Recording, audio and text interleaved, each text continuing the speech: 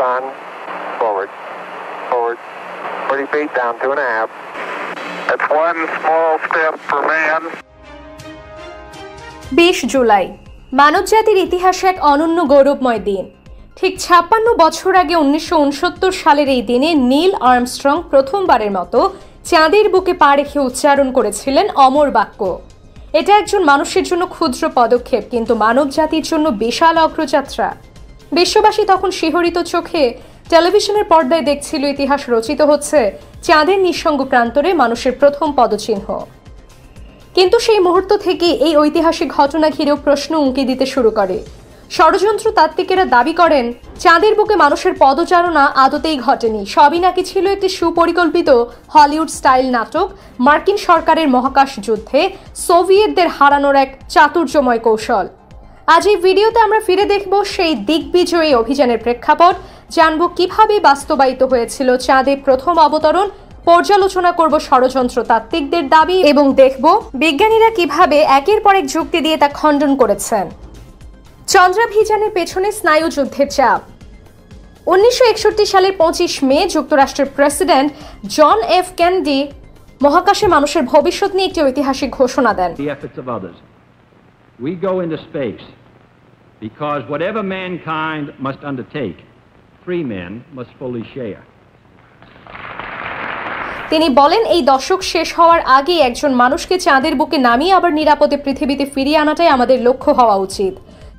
সেই সময় Soviet union মহাকাশ প্রতিযোগিতায় যুক্তরাষ্ট্র থেকে অনেক এগিয়ে, ফলে চাঁদে অবতরণ হয়ে ওঠে আমেরিকার জাতীয় গর্ব এবং প্রযুক্তিগত সক্ষমতার প্রতীক।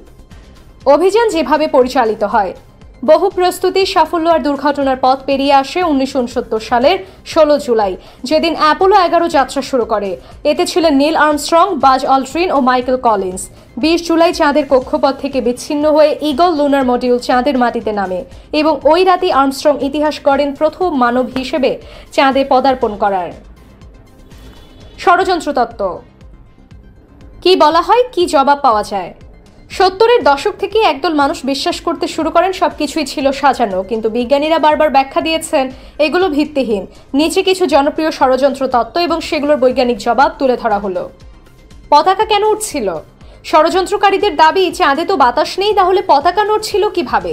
বৈজ্ঞানিক জবাব, পতাকাটি সাধারণ কাপড়ের ছিল না, এটি একটি বাঁকা রডে লাগানো ছিল যাতে ছবিতে পতাকা স্পষ্ট দেখা যায়। পতাকা কেবল তখনই নড়ে যখন তা গাঁথা হচ্ছিল। চাঁদের আকাশে তারা নেই কেন? ষড়যন্ত্রকারীদের দাবি তারা থাকলে ছবিতে দেখা যেত। বৈজ্ঞানিক জবাব, ছবিগুলো ছিল দিনে তোলা এবং ক্যামেরার এক্সপোজার কম রাখা হয়েছিল, ফলে আলোকিত তারাগুলো ধরা পড়েনি। ছায়ায় বস্তু দেখা যাচ্ছে কেন? ষড়যন্ত্রকারীদের দাবি সূর্যই যদি একমাত্র আলোর উৎস হয় তবে ছায়ায় কিছুই দেখা যাওয়ার কথা নয়। বৈজ্ঞানিক জবাব, চাঁদের মাটি সূর্যের আলো প্রতিফলিত করে, সেই আলো ছায়াতেও ছড়িয়ে পড়ে যথেষ্ট ছবি তোলার জন্য। ক্যামেরা দেখা যায় না কেন? ষড়যন্ত্রকারীদের দাবি আর্মস্ট্রংয়ের ক্যামেরা কোথায়? বৈজ্ঞানিক জবাব, ক্যামেরাটি হাতের বদলে বুকের সামনে ফিট করা ছিল, তাই প্রতিচ্ছবিতে তা দেখা যায়নি। পায়ের ছাপের সঙ্গে বুটের মিল নেই। ষড়যন্ত্রকারীদের দাবি স্পেস স্যুটে থাকা বুটের সঙ্গে ছাপ মিলছে না। বৈজ্ঞানিক জবাব, নভোচারীরা অতিরিক্ত ওভার শু পরে চাঁদে হাঁটেন এবং সেগুলো চাঁদেই ফেলে রেখে আসেন।